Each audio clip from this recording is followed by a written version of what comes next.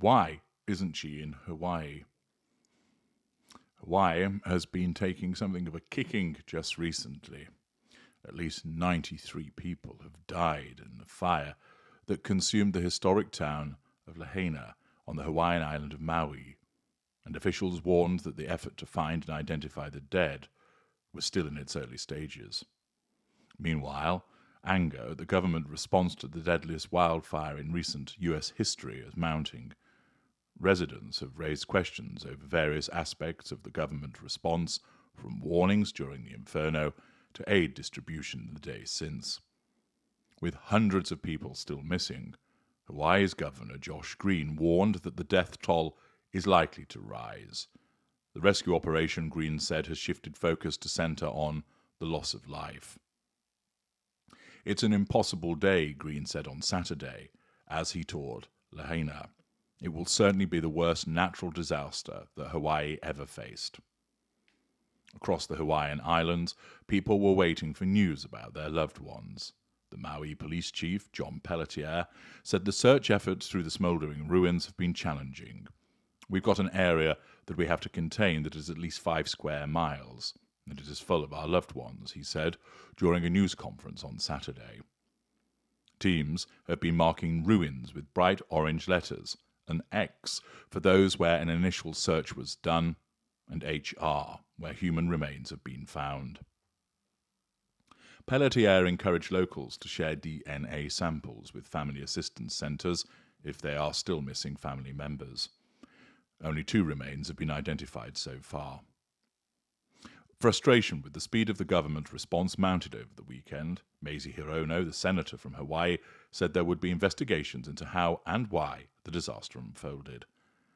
I'm not going to make any excuses for this tragedy, but the Attorney General has launched a review of what happened with those sirens and some of the other actions that were taken, Hirono told host Jake Tapper today on CNN's State of the Union.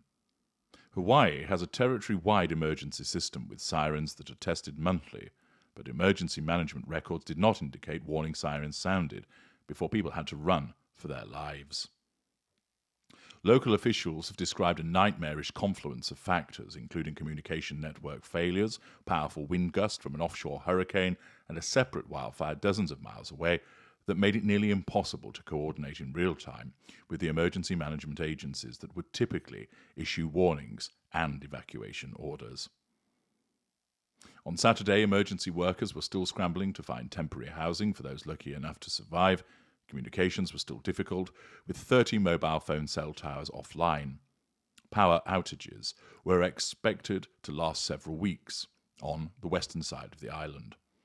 Officials have secured 1,000 hotel rooms for people who have lost their homes and are arranging for rental properties to serve as housing at no cost to families.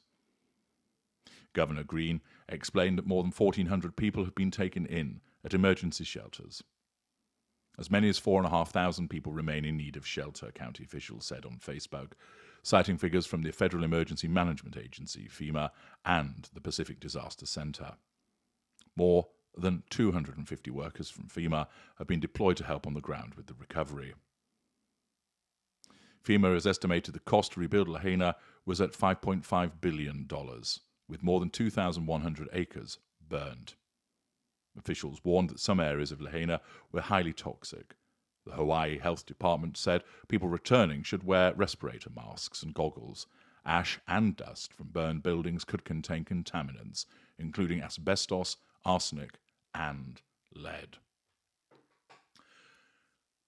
Thus, while the island grapples with the aftermath of the fires, tourism coming to an abrupt standstill, and, of course, contaminants in the air, it's something of a surprise, or is it, that another contaminant hasn't got into the air and turned up.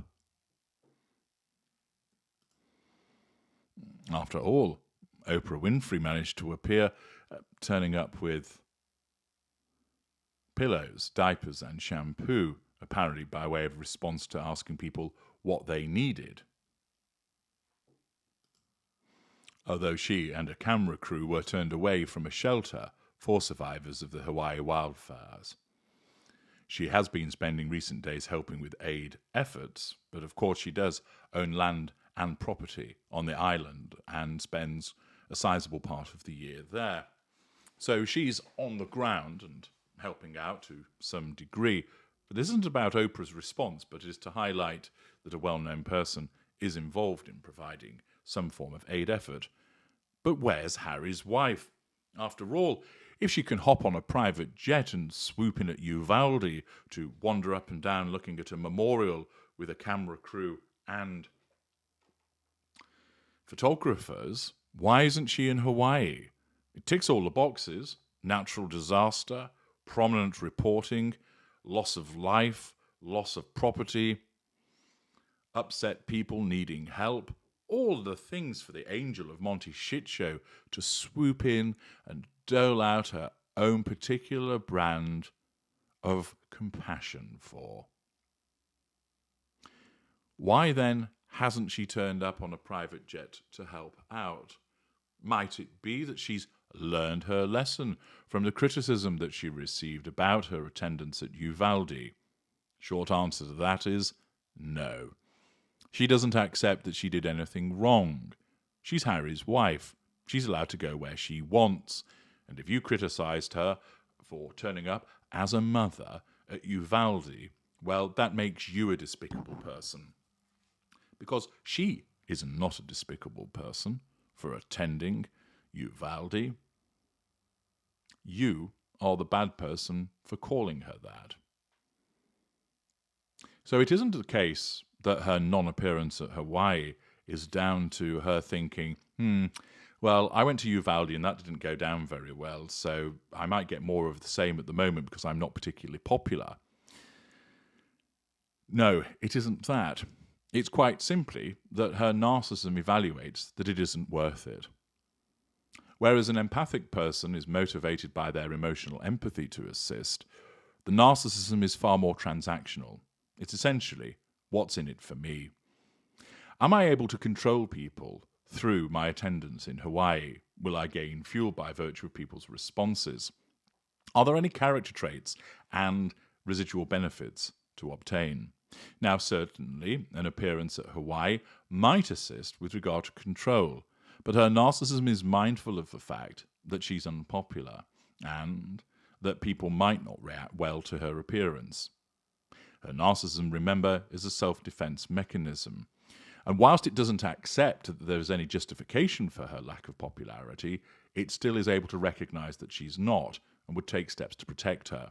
One of which, as she did, for instance, with regard to the coronation, is to stay away. There is the opportunity to draw fuel, but it's not like she needs it.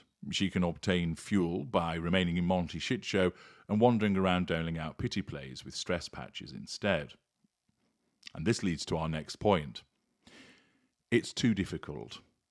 She would need to get on a plane, travel somewhere, have to wander around in a relatively difficult environment, and in the circumstances, it's too much like hard work for the potential gain that would be obtained. Yes, there's the residual benefit of managing her facade, so there is a temptation in that regard for her narcissism to want to go and do that. But ultimately, her narcissism evaluates what are we going to get out of it and how much effort do we have to put in to get it. Remember, as a mid-range narcissist, Harry's wife benefits by getting the prime aims, usually by talking about it rather than doing it. That's why she wrote a couple of letters about parental leave and never did anything after that. She spoke about the 40x40 challenge and never did anything about that. That she hijacks other people's partnerships but doesn't actually do anything herself. That it took her 2 years to churn out 12 shitty interviews on arsey wipes, many of which she didn't actually do herself. There is a consistent pattern that shows that she's in effect lazy. And this is driven by her narcissism. Because her narcissism, as you know, needs to seek the prime aims. And if it can get the prime aims by her flapping her gums rather than actually doing anything, it'll choose that every single time because the narcissism prefers the economy of effort. Lesser narcissists are lazy, mid-range narcissists prefer the minimum of effort. The ones that put in the spade work are more likely to be greater in the ultra. Sometimes you'll see that with other mid-range, but largely your lesser mid-range narcissists, if they can get away with it by just talking about it rather than doing, then so be it. And accordingly, her narcissism is evaluated. Is there anything essentially to be gained by turning up and putting boots on the ground in Hawaii? And has determined, no, it isn't. Now, of course, Harry's wife can't turn up to every disaster that would occur, but you may have been wondering, this is something that's prominent, that it has all the ingredients that would enable her to swoop in like some kind of angel of mercy. And therefore, why has she not been moved to attend? The simple fact is, her narcissism is evaluated, not her, but her narcissism, like that background app, has basically looked at it and thought, too much like hard work for too little gain, therefore we'll essentially tell her that she's got other things to do, such as selecting which beige outfit she's going to wear today, and which message she's going to send to Harry, and also which of the PR Puff Piece publications is going to carry something about her today. And that is why she isn't in Hawaii. I'm H.G. Tudor. Thank you for listening.